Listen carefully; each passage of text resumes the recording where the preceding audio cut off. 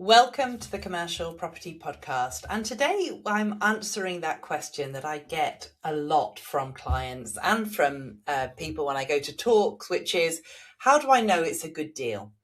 And I think that it's a really interesting question because at the end of the day, what makes a good deal for one investor doesn't make a good deal for another. And I think that probably people are slightly asking the wrong question. And the real question, or the best question to ask, is it a good deal for me, my strategy, and my goals? And today I'll kind of share a framework that you can use to sense check opportunities. Now, the first thing is to say is that when I work with clients really closely, so when I have my kind of 6-month program, which is the board, what we do is we start with the end in mind. We work out where they want to get to. We work out what their goals are affiliated to their lives, their dreams, what they want to achieve. That breaks back into different types of income, whether it's cash flow, profit, equity, and we put a number on that. So, whether a monthly or an annual figure in terms of annual cash flow or profit or equity created in a deal or whatever it might be. And so different investors need different deals because all of that work, that those aims and objectives, there are different criteria that everybody has. So an example is that a lot of people will invest in commercial property for yield, for income, for yield. So they will look at the return they're getting in the bank, which might be 4.5%. And if they can get a premium on that, obviously you do need a premium on that because you're taking on more risk. There's liquidity risk, tenant risk, market risk, lease risk, all kinds of property risk, obviously. But if they can get 7 or 8% from a deal with a tenant on a long lease, paying rent, a great tenant that they've done the checks and balances on, then that makes a great deal for them. They know that they're going to get longer term income, which is going to be secure or as secure as they can predict today. And, they sometimes don't even care about the growth. They just want to make sure that they're going to be collecting that income for the foreseeable future. And so that's kind of an income investor or a yield investor. And then you've got value add investors. And a lot of the people I work with are value add investors because what they want to do is get their money out of deals. So what that means is you want to buy at a price where you can add value and get your money out, and you want to find properties where there are value add opportunities, whether that's short leases that you can renew and extend, whether that's vacant properties that you can reconfigure and let, whether that's rent reviews to undertake, extra income to add onto units, whether that's EV charging or solar or whatever it might be. But they're looking for value add opportunities, and they're also looking to make sure that they can force that value through. And so obviously the criteria for that particular type of investor is really, really important. Now, I would argue that for all types of commercial investors, what you want to be doing is you want to be looking at investments that are future-proofed. So you want to buy properties where the tenant type, the location, the sector ticks the boxes in terms of trend, in terms of location, because basically we don't want our tenant to leave and then find out the whole market has changed. And obviously the markets with AI and with everything that's happening in the market at the moment, it's changing at a rate of knots. So what we don't want to do is buy something that we find in 5 years is unlettable, or the market's moved against us, or that particular tenant type that would have taken the property 5 years ago just maybe doesn't even exist anymore because of AI. So I would argue for every type of investor, we want to do our checks and balances on location, type of property, etc.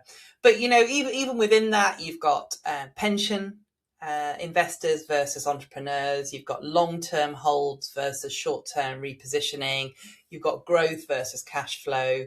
So a deal could be excellent. There's some excellent deals out there, but it can be wrong for you.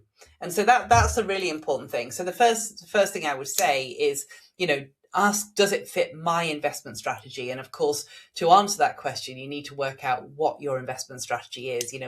Where do you want to get to? Start with the end in mind and work back from there.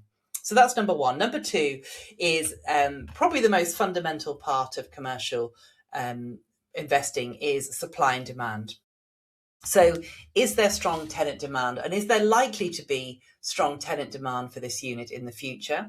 And if there isn't strong tenant demand for it, can I do something to the unit to make it more appealing to a wider section of the tenant market?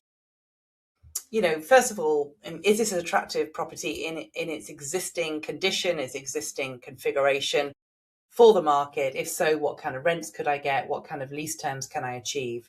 What kind of businesses will want the space? Who are the likely tenants? And is the demand growing or shrinking? But then what can I do to the property? So, can I subdivide an industrial unit into smaller units where I know I'm going to be able to double the rents because there's so much more tenant demand for the space? Of course, the basic economics is that if supply is low and demand is high, that means that you can actually increase the rents. So, there's lots of potential. Can I take a secondary office where there's no demand for headquarter type uses anymore, but I can subdivide it into multi-let uses, maybe put flexible offices there, serviced offices, maybe even let it on a lease to a serviced office provider, and obviously, repurpose it. Could I put, clumsily, I think it's called a CMO or a commercial multiple occupation, but can I put multiple uses in? The creation of Class E after COVID, which is a real bundle of planning use classes that we used to have to go for planning for, has meant that we can multi-let space, whether that's offices, whether that's industrial in residential areas, the old B1C, or whether that's retail.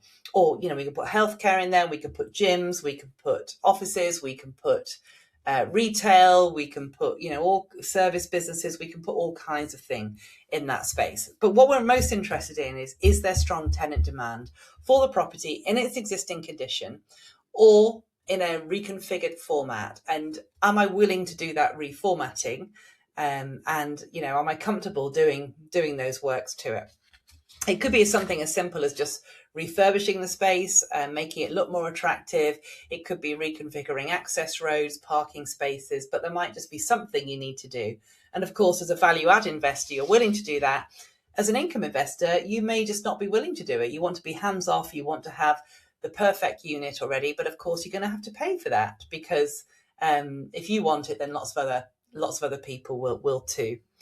So tenant demand matters massively with regard to commercial property. So your question number 2 is there strong tenant demand, or if not, can I create it? Number 3 is a really important question because commercial property is a long-term hold because we have long-term leases. Of course, you can flip, you can put them into auctions, whatever, but it is a longer-term hold. So would I be happy owning this property in 5 years, 10 years time? And of course, that's why when we're niching, when the work I do with my clients on niching, we talk about trends in the economy. And I've already touched on that in this podcast.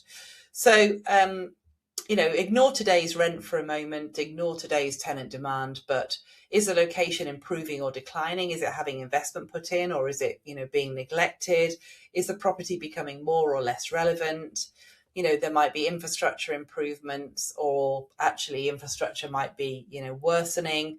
Is there housing growth or is there housing decline? Most places have housing growth now, but, is that going to positively affect the property, or is it going to negatively affect? What are there any commercial developments coming in? There's not so much of that happening these days, but, in the days when we used to develop shopping centres, in my previous life, we used to catapult or a spaceship into a high street, and it would completely change the whole dynamic of how retail worked in that particular city centre or town centre. So, you need to be aware of what's coming down the track. Employment growth, are there specialist sectors or key employers where you can kind of benefit from that with your commercial property? any population trends, demographics that are important. So, for example, we know that defence spend is going to increase. We know that there's going to be more housing growth. We know that tech businesses are growing, life sciences. We know there's certain areas where there's lots of inward investment, places like the Oxford to Cambridge corridor, Bedford, Milton Keynes, lots and lots of other areas across the country. They're just examples. But so it's just important to understand the fundamentals of that investing location and the sector you're investing in. And we've already talked about the tenant type as well. Is it robust for what's coming up with AI and with changes in the world of work, and are you comfortable that if you could always repurpose that property? Number 4, what's the downside risk? So we want to understand all the risks associated with the property and ideally have mitigants alongside them. But if we can't mitigate that risk, then we want to, we want to think very carefully about that investment. And the fundamental here is multiple exits, because the more exits we have on a property and the more we can repurpose for different uses, then the less risk there is in that particular property. So, for example, it might be that the property is let as, it might be a ground floor shop with uppers that is let as a whole on a full repairing insuring lease to a national brand. So, and that might be coming up for lease expiry. So one of the first things we do with that one is talk to the tenant, find out if they want to renew. And then obviously our base case is to renew that lease because, they're a great brand.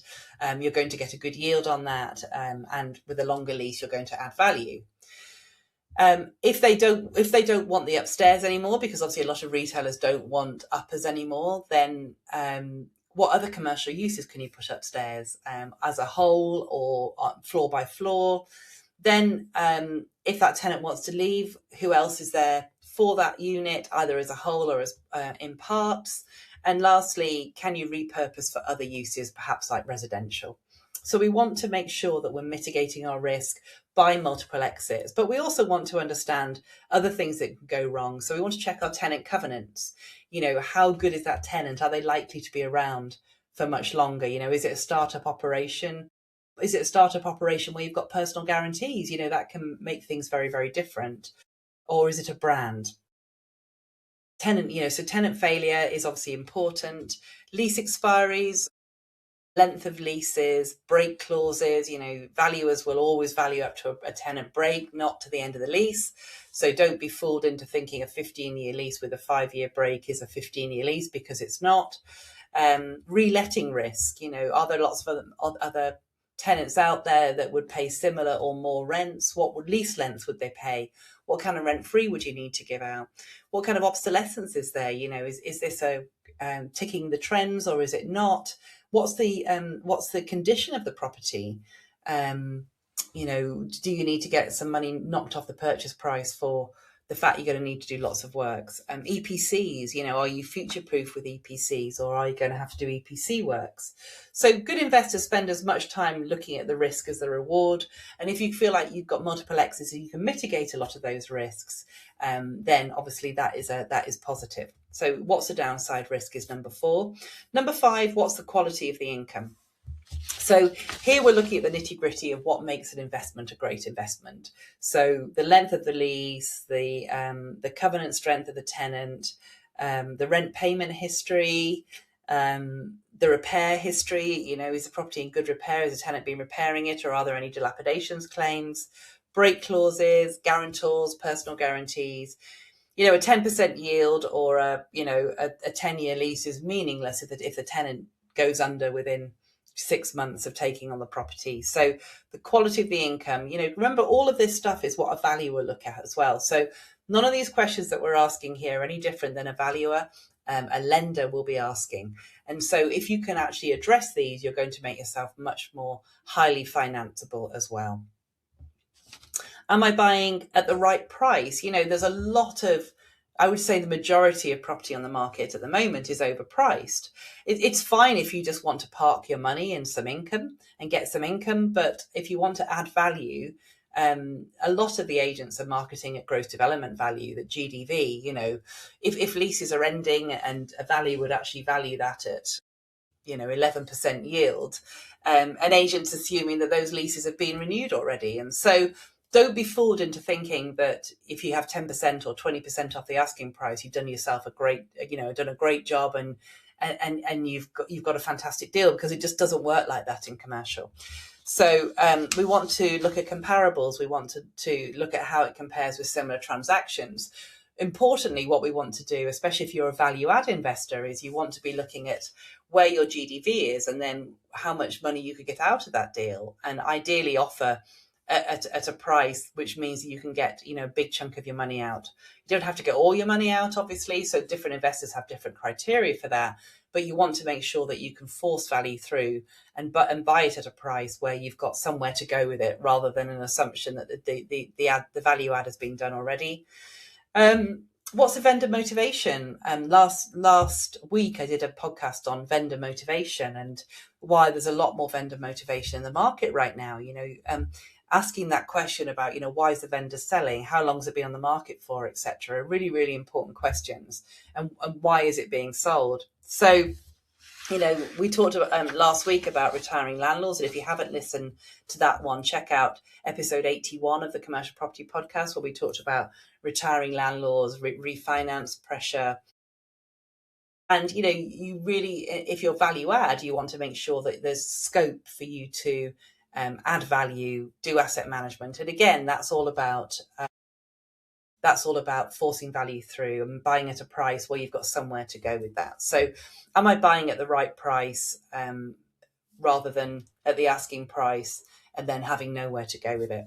Number 7, can I add value? I think I've probably covered this, so where are the value add opportunities? And again, we want multiple exits on this. So rent reviews, lease renewals, can I let vacant space? Can I reconfigure space?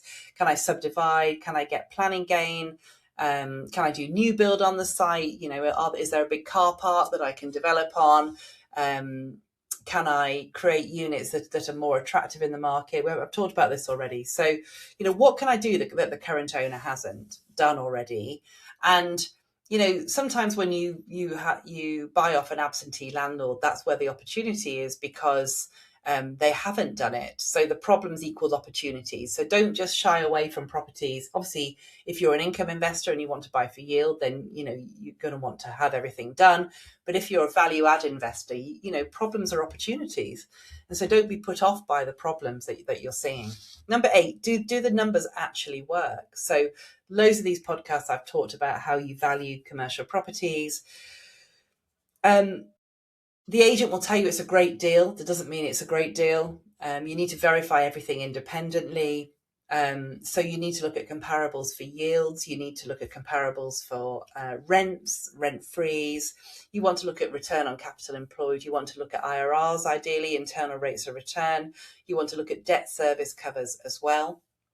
But ultimately, you want to make sure that it hits your hurdle rates and your criteria. So you want to be getting evidence of this. You want to be getting comparables. And this is where niching really comes in, because if you understand your market, you don't need to start again with all this research. You're managing to you've got this information already, and or if you haven't, you've got the relationships where you can find this stuff out. So you need to kind of a reality check on whether the numbers actually work. And of course, buying price and the ability to force value through play a big role in this as well. And remember that the only way that you can really determine exactly the value is by getting a valuation done. So, you must get even if you're buying cash, you must get a bank valuation done before you buy, so that if you ever do need to get lending, you basically had a valuation done on the basis that a bank would lend on as well. Number 9, does the deal improve my portfolio? And I think this is again coming back to start with the end in mind. When we have a portfolio, whether that's a portfolio of different assets like stocks and shares, bonds, residential property and commercial property, or whether we're just concentrating on commercial property, we want to make sure that we have a balanced portfolio. It's one of the first rules of kind of building portfolios. So does it diversify risk in your portfolio? So for example, if you have a lot of a certain type of property, then, can you diversify your risk into something else? Obviously, you need to still understand the niche. So there is a bit of a yin and yang with that one. Does it improve my income? Does it fit my niche, or my niches? It's always good to have a couple of niches. Does it strengthen the returns on my overall portfolio, or does it dilute it? So really an understanding of your numbers is super, super important. Number 10 is an interesting one. So would I still buy it if the market fell another 10%? And I'm definitely anticipating there's going to be some market falls of whatever magnitude happens. It could be dramatic or it could be slight, but it's always important to run sensitivities on your rents, your yields, your void periods, etc., just to make sure that you've got the downside covered and you reflect that in your asking price. So, if values fall, if interest rates stay high longer, if letting takes longer, would you still be comfortable owning it? And do you have some, wriggle room in that? And if the answer is yes, then you're onto a good thing. So one of the biggest mistakes I think that investors make is focusing solely on price or getting emotional about a building. Commercial is very unemotional. You don't want to fall in love with a building, and they're not great lookers, a lot of them. But don't just buy a property because it looks good, because that's not a great reason. So the best investors ask some of these questions. There's more. I've not covered all the questions that you need to ask, but I've covered the majority of them. I think another question that you would want to know is, what's the lending capacity on it? And of course, the quality of the deal would determine the lending capacity of the property. So if you've got a building where you can add loads of value, maybe multi-let, increase the income, the likelihood is that you can get lending, but you must speak to a broker before you buy the property, well before you buy the property, probably even before you offer on the property, just to make sure that you can get lending. So you want to look at risk, you want to look at strategic fit, you want to look at asset management potential, you want to look at income quality, you want to look at, very importantly, at tenant demand, and most importantly, does this fit with my strategy? Does this fit with my niche? I think you want to understand about the good deal isn't just the building, it isn't just the location, it's a huge bundle of factors. And that's why some knowledge about commercial, some education about commercial is so important, because once you're in commercial, it's actually really, really straightforward. And you almost naturally ask all these questions that I've done today. But if you're new to it, you need to be asking these kind of questions. And a great deal is where there's lots of exits, multiple exits, the location works, the tenant demand works, it's future-proofed, the income is secure, there's potential, if there's not long leases now, there's a potential to extend those leases, perhaps increase the rents, improve the tenant mix. You need to understand the risk and very, very importantly, that it hits your goals. And then you've got a deal worth pursuing. So next time you hear yourself asking, is it a good deal? Then maybe come back to this, but very importantly, think about, is it a good deal for me? Because everybody's got different risk profiles. Everybody lives in different locations, got different time constraints, different criteria about what makes a great deal for them. So an understanding of that before you start can really make the difference in your investing, and also how quickly you can move forwards to get those deals done. So I hope that's been useful and giving you some background on kind of what to look for when you are looking for a good deal. I look forward to seeing you next time on the Commercial Property Podcast.